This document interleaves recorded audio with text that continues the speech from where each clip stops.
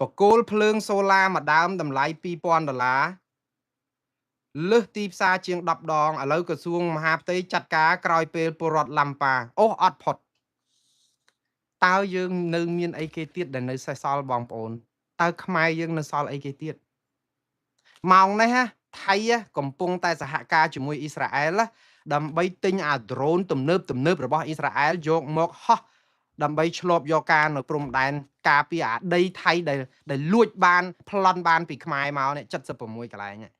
ដីយើងបាត់ហើយឥឡូវគេយក drone មកការពារសហការជាមួយអ៊ីស្រាអែលដែលយោធាអ៊ីស្រាអែលគេមានបច្ចេកវិទ្យាទំនើបផ្នែក drone ផ្នែកអីហោះ NASA ចិនជប៉ុនគេប្រហោះផ្កាយរណបប្រព័ន្ធផ្កាយរណបគេឡើងដល់ version ប្រមាណអស់ហើយគេឡើងដល់ឋានប្រច័ណ្ឌឋានប្រអិនអស់ហើយគេទៅហើយ AI គេយើងមកនាំគ្នាជាប់ផុងអូសអត់ទៅផុតរឿងបកគោលភ្លើងមកដើមតម្លៃ8លានរៀលឬក៏$2000អត់អូសផុតសោះបែកខ្ទិះ MMO ទៅ MMO ទៅអ្នកណានោះជេរបចោគ្នាអ្នកកាត់រូប AI ផងអីផងនិយាយមួយថ្ងៃហើយមួយថ្ងៃទៀតរឿងបកគោលភ្លើងនៅភូមិមួយនៅកំពង់ឆ្នាំងថាវាថ្លៃហួសហេតុពេកវាកັບកេងវាមានការពុករលួយអីឡាក់នឹងឡាក់រហូតដល់ក្រសួងមហាផ្ទៃឃើញកញ្ចោះទៅចេញសេចក្តីប្រកាសរបស់គាត់តើយើងនៅសល់អីទៀតបងប្អូនបកគោលភ្លើងមួយ8លានរៀលយើងជជែកគ្នាបាច់ខ្ទិះពេញបណ្ដាញសង្គម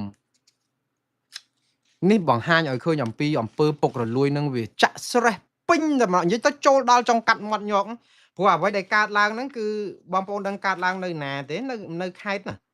នៅខេត្តដែលមានគម្រោងហ្នឹងគម្រោងគេដេញថ្លៃបានហើយតាអឺអូខេឥឡូវខ្ញុំអានព័ត៌មាននេះឲ្យបងប្អូនស្ដាប់វាសឹងថាមិនចង់យកមកផ្សាយប៉ុន្តែរឿងហ្នឹងវារកម្មចិត្តពេកអាបកគោលសូឡាដែលគេដាក់នៅស្រុកមួយគឺគេហៅថាឃុំទឹកហូតស្រុករលាផ្អៀខេត្តកំពង់ឆ្នាំងល្បីហើយមេឃុំទឹកហូតហ្នឹងព្រោះកាលពេលគាត់ដាក់ឲ្យដេញថ្លៃចេះនៅក្នុងខែ5ខែឧសភាឆ្នាំ2025 26ហ្នឹងតែ8ខែហ្នឹង3ខែមុនហ្នឹងគេដាក់ឲ្យដេញថ្លៃធ្វើគម្រោងសាងសង់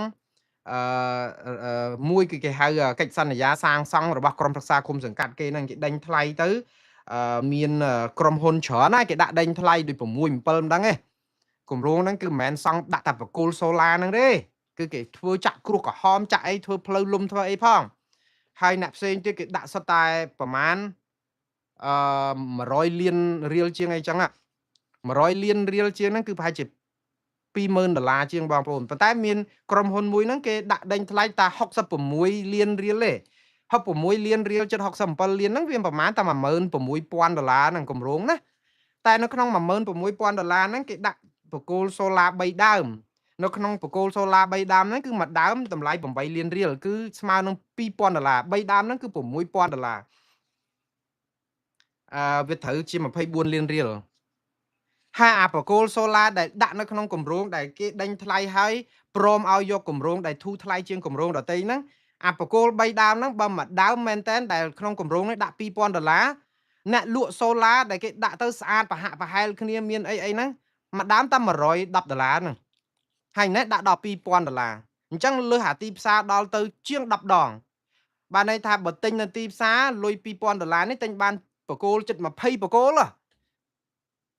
បើលុយនេះត្រូវទិញបកគោលបានដល់60បកគោលតែដល់ពេលគម្រោងទិញបានតែ3បកគោល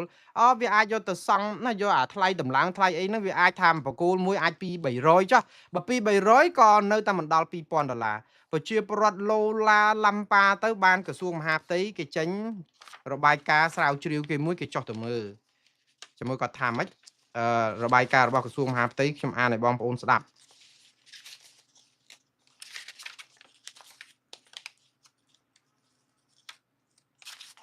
បងប្អូនច្រើនពេកក្រសួងមហាផ្ទៃគាត់សរសេររបាយការណ៍គាត់មួយគាត់ចេញថ្ងៃនេះសំទោសខ្ញុំព្រិនមកហើយក៏ប៉ុន្តែរងមិនទាន់ទេខ្ញុំទៅយកពីរបស់ក្រសួងមហាផ្ទៃវិញពួកអីគាត់ផ្សាយនៅលើ Facebook ក្រសួងមហាផ្ទៃរបស់គាត់ដែរនេះគឺជាกระดาษផ្សាយគាត់ថាអញ្ចេះ ខ្ញុំជឿថានៅអានេះគឺគាត់ផ្សាយនៅ Facebook របស់លោកសសុខាដែលជារដ្ឋមន្ត្រីក្រសួងមហាផ្ទៃនៅថ្ងៃទី12នេះគឺ12សីហាបាទ12សីហាចាំមកផ្លែតបងប្អូនខ្ញុំពរិយានេះធំតិចព្រោះកុំព្យូទ័រខ្ញុំឆ្ងាយពេកខ្ញុំមើលអត់ដល់ផ្នែកខ្ញុំនឹងក៏ដល់ដែរឥឡូវនេះគឺថាផ្នែក2ឯនេះនៅតែផ្នែក4នៅតែមើលចង់ឃើញគាត់ទៅសេងចេះសេចក្តីប្រកាសព័ត៌មានរបស់រដ្ឋបាលក្រសួងមហាផ្ទៃគឺនាយកដ្ឋានរដ្ឋបាលគាត់ទៅសេថាក្រសួងមហាផ្ទៃសូមជម្រាបជូនសាធារណជនថាថ្មីនេះមានការផ្សាយតាមបណ្ដាញសារព័ត៌មានពាក់ព័ន្ធភាពមិនប្រក្រតីនៃដំណើរការរៀបចំអនុវត្តគម្រោងមូលនិធិរដ្ឋបាលឃុំទឹកហូតស្រុករលាផ្អៀខេត្តកំពង់ឆ្នាំងដែលបង្គោលនឹងអំពូលសូឡាមានតម្លៃរហូតដល់ទៅ8លានរៀលក្នុងមួយដើមឬក៏$2000ដែលតម្លៃខ្ពស់ជាងទីផ្សារហួសហេតុពាក់ព័ន្ធនឹងករណីនេះកន្លងមកគាត់និយាយចេះពាក់ព័ន្ធនឹងករណីនេះកន្លងមកអគ្គនាយកដ្ឋានរដ្ឋបាលក្រសួងមហាផ្ទៃបានចាត់មន្ត្រីជំនាញចុះពិនិត្យស៊ើបអង្កេតស្រាវជ្រាវរកឃើញមានភាពមិនប្រក្រតីនៃដំណើរការរៀបចំអនុវត្តគម្រោងមូលនិធិរបស់រដ្ឋបាលឃុំចំនួន5មានទាំងនៅខេត្តកំពង់ឆ្នាំងនេះដែរក្នុងនោះក៏មានរដ្ឋបាលឃុំទឹកហូតនេះមួយដែរឃុំ5នៅស្រុកនៅខេត្តកំពង់ឆ្នាំងហ្នឹងមានអាឃុំទឹកផុសហ្នឹងគាត់ថារកឃើញយូរហើយកន្លងមកផ្អែកលើមូលដ្ឋាននេះឥឡូវក្រសួងគេឲ្យចាត់ការចុះទៅស៊ើបអង្កេតដើម្បីដោះស្រាយហើយចុះទៅនឹងចុះពីអង្កលក្រសួងចុះទៅពីមុនដែលរកឃើញថាកន្លងមកហ្នឹងព្រោះអីអាកិច្ចព្រមព្រៀងដេញថ្លៃនេះទៅមិនឲ្យគម្រោងនេះថ្ងៃ8ខែឧសភាឆ្នាំ2026ហ្នឹងទៅ3ខែមុនហ្នឹងអញ្ចឹងបានន័យថាក្រសួងចុះទៅដឹងហើយតែអត់ព្រមចាត់ការទាល់តែប្រជាពលរដ្ឋចុះទៅមើលបកគោលហ្នឹងទៅឡាំប៉ាទៅបាននាំគ្នាចុះធ្វើទៅអីអញ្ចឹងទៅពិបាកដែរតែឥឡូវនេះខ្លាំងដែរប្រជាពលរដ្ឋខ្មែរយើងគាត់ប្រកែរឿងអាបណ្ដាញសង្គមហ្នឹងយកប្រព័ន្ធ Facebook ធ្វើជាតឡាការហើយចាំរដ្ឋាភិបាលចាំដោះស្រាយតបប្រជាពលរដ្ឋស្រែកចេះងាប់ហើយចាបង់លុយឲ្យមន្ត្រីរាជការធ្វើការហ្នឹងអស់លុយទៅអីឆ្ងល់ដែរទុកជួលឲ្យអ្នកផ្សាយ MMO នេះវិញយកទៅយកព័ត៌មានប្រហែលជាចំណេញលុយជាងហើយបានឲ្យពួកគាត់បានប្រាក់ខែបានអីកុំឲ្យគាត់ប្រសេកប្រសាយពេកផងមិនអញ្ចឹងណាបាទឥឡូវយើងតទៅទៀតទៅបងប្អូនឲ្យចប់ទៅអំពូលនឹងផលិតវាត្រឹមប៉ុណ្្នឹងសិនទៅបានណាតាមពិតអំពូលនឹងមែនតើមកបកគោលនឹងប្រហែលជា$110-120ទៅគឺគេផ្សាយមកប៉ុន្តែគាត់ដាក់$2000គាត់មើលអត់ឃើញអញ្ចឹងហើយអ្នកណាគេឲ្យគម្រោងនេះឲ្យដេញថ្លៃនោះអត់មើលទេគម្រោងសូឡាបកគោលមួយ$2000ដាក់3បកគោល$6000ហើយយើងទៅព្រមឲ្យដេញថ្លៃដែរបើទោះបីជាគេយកតម្លៃដេញថ្លៃថោកជាងគេមែនបកគោលប៉ុណ្ណឹងក៏នៅតែយកអើយមិនដឹងទេបងប្អូននិយាយទៅដូចលាមកចូលឈ្នៀងអញ្ចឹងបាទពលរដ្ឋភៀសសឹកខ្មែរជិត1400នាក់បានវិលត្រឡប់ទៅលំនៅឋានវិញក្រោយចប់របាយការណ៍លោក Thomas Andrews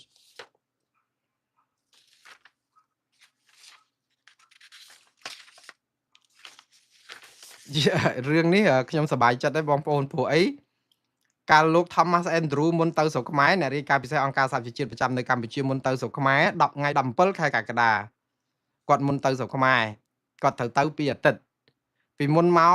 8ខែ7ខែហ្នឹងគឺមួយថ្ងៃ200 300 500 200 300 500វិលទៅស្រុកបានរហូតជូនទៅជនភៀសសឹកហ្នឹងនៅតែទៅមលុះទៅដល់ថ្ងៃ17 3ថ្ងៃមុនលោក Thomas Andrews ចូលទៅស្រុកខ្មែរឈប់ហ្មងគឺតែម្នាក់ក៏អត់ដែរមួយថ្ងៃក៏អត់ដែរគឺអត់មានអាចទៅបានទេគឺទាល់តែលោក Thomas Andrews ហ្នឹងទៅមើលអាជំរំជនភៀសសឹកខ្ញុំថាពេលលោក Thomas Andrews មកគួរតែទៅឲ្យបានច្រើនទេព្រោះកក់ក្ដៅអត់ទេគឺអត់បានទៅម្នាក់សោះដូចជាមានចេតនាចង់ប្រាប់ថាទុកកុំឲ្យទៅណាបានទុកឲ្យលោក Thomas Andrews សរសេររបាយការណ៍ថាជនភៀសសឹកនៅគាំងស្ញែងហ្នឹងទៅណាអត់បានទេដោយសារថៃហាមគាត់មិនឲ្យចូលល្អហើយអញ្ចឹងលោក Thomas Andrews សរសេរអញ្ចឹងមែនថាជនភៀសសឹក21281នាក់នៅជាប់គាំងអត់បានទៅលំនៅឋានវិញទៅអស់ជាង6សែនអ្នកអីក៏ដោយតែនៅសល់ប៉ុណ្ណឹងរំលោភសិទ្ធិមនុស្សរំលោភអីអញ្ចឹងទូងាញធ្លុះស្គរសម្រាប់លើពិភពលោកថៃនឹងក៏តវ៉ាប្រសាចតលតែពេលលោក Thomas Andrews សេរបាយការណ៍គាត់ចាប់ថ្ងៃ31ខែសីហាកក្កដាចាប់ពីដើមខែសីហាមកទៅវិញបានទៀតចាំមើលខ្ញុំប្រាប់ខែសីហាថ្ងៃ8 540នាក់ភ្លាមមួយថ្ងៃទៅបាន540នាក់ខែសីហាថ្ងៃ9 312នាក់ខែសីហាថ្ងៃ10 55នាក់ខែសីហាថ្ងៃ11ម្សិលមិញ279នាក់ថ្ងៃ12នេះខែសីហាដែរនេះ181នាក់អញ្ចឹងសរុបទៅអ្នកដែលទៅផ្ទះវិញគ្រាន់តែចាប់របាយការណ៍លោក Thomas Andrews ដែលគាំងអត់ទៅបានម្នាក់សោះហ្នឹងគឺទៅបាន1000អ្នក 1000 ជិត 1400 1367នាក់សំណួរសួរទៅចេះថាហេតុអីបានជាជនភៀសសឹកយើងអត់អាចទៅផ្ទះបានតើថៃពេលដែលលោក Thomas Andrew មកថៃគាត់អត់ឲ្យចូលហើយយើងទៅអត់បានសោះហើយស្រាប់ដល់ពេលឥឡូវលោក Andrew សរសេររបាយការណ៍ផុតស្រាប់តែថៃអនុញ្ញាតឲ្យចូលវិញទើបអាច1300នាក់ទៅវិញបានអានេះគឺជាសំណួរមិនដឹងមានចម្លើយទេគាត់ថាណាហើយខ្ញុំសប្បាយចិត្តដែលមានអ្នកដែលភៀសសឹកវិលទៅវិញបានជាបដាលើសល់តែ18914នាក់ទៀតទេបាទសូមបួងសួងឲ្យពួកគាត់បានវិលទៅលំនៅឋានឲ្យបានគ្រប់គ្នាព្រោះអីគ្មានទីណាមានភាពសុខដុមរមនាជាងដីយើងផ្ទះយើងកន្លែងដែលយើងធ្លាប់រស់នៅទេបាទឥឡូវបន្តទៅទៀតបងប្អូនតកតងនឹងពលរដ្ឋខ្មែរក្នុងស្រុកត្អូញត្អែថាខ្មែរអាភ័ព្វណាស់សូម្បីតែស្ដាប់ព័ត៌មានមួងណារ៉េតក៏លួចស្ដាប់ដែរហើយ share អីហ្នឹងក៏អត់ហ៊ានដែរអូយក៏កំសត់ហ្មងម្លេះលោកខ្ញុំស្ដាប់ទៅចង់ស្រក់ទឹកភ្នែកយូរទៅដូចសម័យខ្មែរក្រហមលួចស្ដាប់មេគ្រូក្នុងមុងស្ដាប់វិទ្យុក្នុងមុងតែមិនអីទេបងប្អូនshare មិនបានស្អីមិនបានលួចស្ដាប់អីហ្នឹងក៏វាធ្វើម៉េចមកពីបងប្អូនខ្លាចការធ្វើឲ្យបងប្អូនបាក់ស្បាតអស់ព្រោះអីអ្នកទាំងអស់នោះចាត់ទុកថាវិទ្យុដែលនិយាយអំពីការពិតនៅក្នុងសង្គមគឺរដ្ឋាភិបាលគេមិនចូលចិត្តទេព្រោះគ្រាន់តែនិយាយសារអីនៅលើ Facebook លោកនីណាគ្រាន់តែនិយាយយកពាក់ម៉ាស់ពាក់ឲ្យមន់អីណានោះចាប់គ្នាដាក់គុកអត់ប្រហែលឆ្នាំមកតែអញ្ចឹងនិយាយទៅដល់អញ្ចឹងគ្នាវាបាក់ស្បាតណាបងប្អូនហើយការដែលធ្វើឲ្យបាក់ស្បាតនេះគឺធ្វើឲ្យប្រទេសកម្ពុជានឹងជួបវិបត្តិធំទៅថ្ងៃអនាគតជាពិសេសគឺប្រជាពលរដ្ឋបាក់ស្បាតមិនអាចជួយកិច្ចការប្រទេសជាតិនេះបានរីចម្រើនទេខ្ញុំនឹងយកអត្ថបទមួយតាក់ទងបញ្ហាជំងឺចិត្តសាស្ត្រដែលធ្វើឲ្យប្រជាពលរដ្ឋក្រិនខួរក្បាលនៅក្នុងសង្គមខ្មែរនឹងយកមកនិយាយថ្ងៃណាមួយអំពីផលវិបាកនៃការធ្វើឲ្យប្រជាពលរដ្ឋបាក់ស្បាតទាំងកន្លែងធ្វើការទាំងក្នុងជួររដ្ឋាភិបាលទាំងក្នុងគ្រួសារដើម្បីពន្យល់ថាតើការដែលដឹកនាំរដ្ឋឬដឹកនាំគ្រួសារឬក៏សង្គមបែបនេះអ្វីជាមហន្តរាយហើយគួរកែយ៉ាងម៉េចនេះគឺខ្ញុំនឹងយកមកពន្យល់នៅពេលឆាប់ខាងមុខនេះបាទប៉ុន្តែខ្ញុំសូមស្លេះប៉ុណ្ណេះហើយបងប្អូនដែល share ស្អីអត្ថបទឬក៏វីដេអូមួងណារ៉េតអីដែលខ្លាចគេនេះហ្នឹងមិនអីទេស្ដាប់ស្ងាត់ខ្លួនឯងសិនទៅយកជាចំណេះដឹងកុំឲ្យគេធ្វើបាបខ្ញុំមិនទូមិនដេញអីបងប្អូនមិនคลิก like មិនคลิก share មិនคลิกអីហ្នឹងមិនអីទេខ្ញុំយល់បងប្អូននៅស្រុកក្រៅអត់អីបងប្អូននៅស្រុកខ្មែរគាត់ពិបាកហ្នឹងហើយសង្គមដែលមានសេរីភាពពេញទំហឹងដែលជាកោះសន្តិភាពកោះដែលមានសេរីភាពរបស់យើងនោះណាឥឡូវបន្តទៅទៀតបងប្អូនតាក់ទងនឹងសាលាឧទ្ធរឯនោះបដិសេធសំណើនៅក្រៅឃុំរបស់អ្នកសារព័ត៌មានពលរដ្ឋជាស្ត្រីម្នាក់របាយការណ៍នេះគឺបានមកពីអង្គការលីកាដូនៅមូលដ្ឋានទេដែលគាត់រាយការណ៍មកថានៅរសៀលថ្ងៃនេះគឺសាលាគឺសភាស៊ើបសួរសាលាធររាជធានីភ្នំពេញបានបដិសេធសំណើសុំនៅក្រៅឃុំរបស់កញ្ញាហ៊ឹមមុំបាទដែលត្រូវបានគេស្គាល់ថាឈ្មោះខែមស្រីមុំដែលជាអ្នកសារព័ត៌មានប្រជាពលរដ្ឋនិងជាអ្នកសកម្មក្នុងកិច្ចការងារសង្គមម្នាក់ដែរត្រូវបានអាជ្ញាធរចាប់ខ្លួនកាលពីខែឧសភាឆ្នាំ2026ហើយត្រូវបានសាលាដំបងរាជធានីភ្នំពេញចោទប្រកាន់ពីបទញុះញង់និងប្រមាថហើយការចោទប្រកាន់ទាំងនេះគឺធ្វើឡើងក្រោយពេលដែលកញ្ញារូបនេះបានបង្ហោះសារចែករំលែកនៅលើបណ្ដាញសង្គមពីជុំវិញបញ្ហាព្រំដែនកម្ពុជាថៃនិងបញ្ហាសង្គមឃើញយើងគ្រាន់តែចែករំលែកអញ្ចឹងដល់ពេលខ្ញុំនិយាយបញ្ហាសង្គមព្រំដែនថៃបងប្អូនបាក់ស្បាតអត់ហ៊ានចែកដែរព្រោះអីគេនៅហ្នឹងគេចាប់ដាក់គុកអញ្ចឹងបំភ័យអញ្ចឹងស្រីមុំត្រូវបានគេស្គាល់ថាជាស្ត្រីមួយរូបដែលបានចូលរួមយ៉ាងសកម្មការពារសិទ្ធិមនុស្សសិទ្ធិបញ្ចេញមតិនិងចូលរួមកិច្ចការងារការពារបរិស្ថានការងារសង្គមជាច្រើនជាមួយនឹងសកម្មជនបរិស្ថានអ្នកការពារសិទ្ធិមនុស្សនិងអង្គការសង្គមស៊ីវិលដែរករណីនេះគឺកើតឡើងតាក់ទងនឹងស្តៀងគ្នានេះកាលពីខែមិថុនាឆ្នាំ2026សភាស៊ើបសួរសាលាធររាជធានីភ្នំពេញក៏បដិសេធសំណើនៅក្រៅឃុំរបស់លោកជាវុធីដែលជាអ្នកសារព័ត៌មានពលរដ្ឋនិងជាអតីតប្រសង់ដែលត្រូវបានចាប់ខ្លួនកាលពីខែមេសាឆ្នាំ2026នឹងត្រូវបានសាលាដំបងរាជធានីភ្នំពេញចោទប្រកាន់ពីបទញុះញង់ដែរព្រះអង្គបានរិះគន់រឿងបញ្ហាព្រំដែនកម្ពុជាថៃនិងជនភៀសសឹកនៅតាមបណ្ដាញសង្គម Facebook បាទសប្តាហ៍ថ្ងៃនេះគឺគេបញ្ជូនស្រីមុំទៅឃុំខ្លួនដោះសន្ននៅមន្ទីរអប់រំកែប្រែ2ព្រៃសរអូខេមានប្រជាពលរដ្ឋច្រើនណាស់ជាង130នាក់ដែលកំពុងតែរងទុក្ខដោយសារតែការបញ្ចេញមតិនេះហើយជាប់គុកបាទឥឡូវដល់ព័ត៌មានអន្តរជាតិបញ្ចប់បាទតាក់ទងនឹងរដ្ឋាភិបាលថៃរងការសង្ស័យថាប្រើទំនាក់ទំនងយោធាជាមួយអាមេរិកដើម្បីបានបន្ធូរបន្ថយពន្ធ បាទតាពិតព័ត៌មាននេះគឺផុសផុលពេញបណ្ដាញសង្គមនៅលើឆាកអន្តរជាតិដែរដោយសារតែថ្មីនេះឃើញរដ្ឋាភិបាលថៃកំពុងតែសហការយ៉ាងស្អិតរមួតផ្នែកយោធាជាមួយនឹងសហរដ្ឋអាមេរិកជាពិសេសសម្ពយុទ្ធយោធាដូចជាពុះវែកមាសអីអញ្ចឹងទៅហើយក៏គេគ្រោងធ្វើសម្ពយុទ្ធយោធានឹងទ្រង់ទ្រាយធំបន្តទៅទៀតធ្វើហើយក៏ប្រហែលខែមុននេះឥឡូវនេះគេគ្រោងនឹងធ្វើធំទៀតសម្រាប់កិច្ចសហប្រតិបត្តិការ6ឆ្នាំហ្មងពី2025ដល់30ហើយមានប្រទេស31ចូលរួមដោយប្រទេសថៃហ្នឹងគឺរឹតបន្តឹងចំណងយោធាជាមួយអាមេរិកមែនតើធ្វើឲ្យគេសង្ស័យថាថៃអែបអបយោអាមេរិកក្នុងការដែលយកការសហការផ្នែកយោធានេះដើម្បីអឺពង្រឹងទំនងពាណិជ្ជកម្មជាមួយអាមេរិកហើយនឹងបទុបថយពន្ធក៏ប៉ុន្តែអ្នកនាំពាក្យរដ្ឋាភិបាលនេះបានឡើងមកបដិសេធគឺអ្នកស្រីរចដាថាណាឌីរិកបាទគឺគាត់ថាអត់ទេគឺតំណែងល្អជាមួយអាមេរិកដើម្បីពាណិជ្ជកម្មដើម្បីអ្វីផ្សេងទៀតដើម្បីប្រជាពលរដ្ឋនិងប្រជាពលរដ្ឋដើម្បីសេដ្ឋកិច្ចដើម្បីផ្សេងមិនមែនដើម្បីឲ្យតែបទុបថយពន្ធឬក៏យកលេសយោធានឹងទេបាទខ្ញុំឆ្លេះត្រឹមប៉ុណ្្នឹងសិនចុះតកតងនឹងរឿងតឡាការនៅប្រទេសស៊ីរីឯនោះវិញបានកាត់ទោសប្រហារជីវិតអតីតប្រធានាធិបតីប្រទេសនេះដោយកំបាំងមុខអតីតប្រធានាធិបតីប្រទេសស៊ីរីដែលជាមេដឹកនាំផ្ដាច់ការដ៏សាហាវយងខ្នងម្នាក់គឺឈ្មោះថាលោកអឺបាសាអាសាតបាទលោកបាសាអាសាតនេះគឺត្រូវបានគេបណ្ដេញចេញទម្លាក់ពីតំណែងនៅប្រទេសសេរីនៅពេលដែលមានបដិវត្តក្រោកតតាំងនឹងរបៀបដឹកនាំផ្ដាច់ការហើយលោកក៏បានរត់គេចខ្លួនទៅរស់នៅប្រទេសរុស្ស៊ីដល់សប្តាហ៍ថ្ងៃហ្នឹងតាមពិតគឺគាត់កាន់ប្រទេស14ឆ្នាំមានសង្គ្រាមស៊ីវិលយ៉ាងរ៉ាំរ៉ៃប្រជាពលរដ្ឋប្រមាណជាកន្លះលានអ្នកបានស្លាប់បាទក្រោមស្នាដៃរបស់គាត់ហើយដល់ពេលរបបគេដឹកនាំថ្មីមានអ្នកដឹកនាំថ្មីគេបណ្ដេញគាត់ចេញទៅគាត់រត់ទៅរុស្ស៊ីបាត់ទៅតុលាការនៃប្រទេសសេរីថ្មីនេះក៏បានកាត់ទោសគាត់នឹង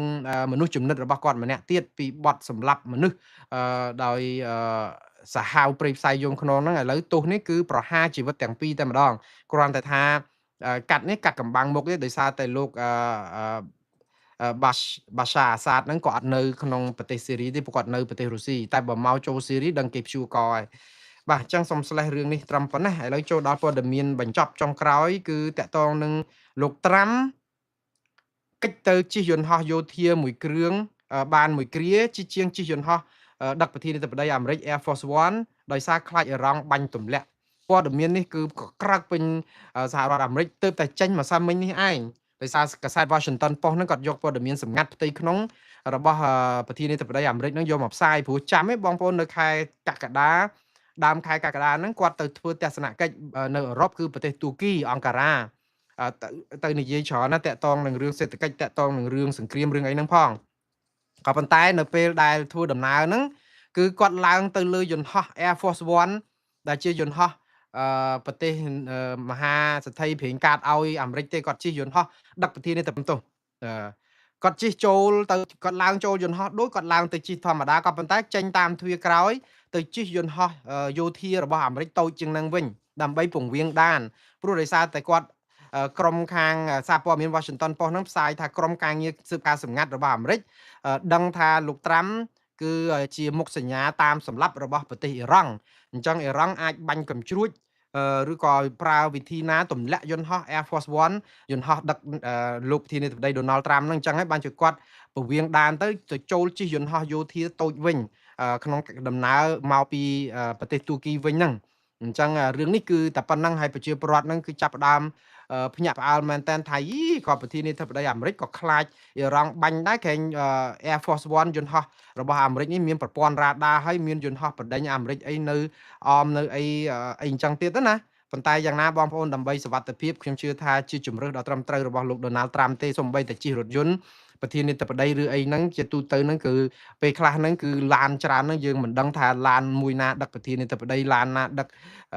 អ្នកដែលជាអង្គរៈទេព្រោះជាសុវត្ថិភាពគេដូរដោះអីអញ្ចឹង គេមានរឿងគេនឹងច្រើនណាស់ហើយវាមិនមានអីខុសឆ្គងគាត់ថាមនុស្សម្នាក់ចេះឆ្ងល់ថាហេតុអីក៏ខ្លាចអ៊ីរ៉ង់ដល់ថ្នាក់នេះយី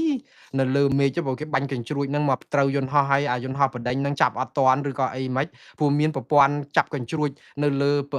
អវកាសណាបើយើងហោះនៅលើដែនសមុទ្រអន្តរជាតិឯណានោះហ្នឹងដូច្នេះរឿងការដែលយកចិត្តទុកដាក់ដើម្បីសុវត្ថិភាពរបស់ប្រធានាធិបតីអាមេរិកនេះគឺជារឿងត្រឹមត្រូវខ្ញុំគិតថាគាត់ថា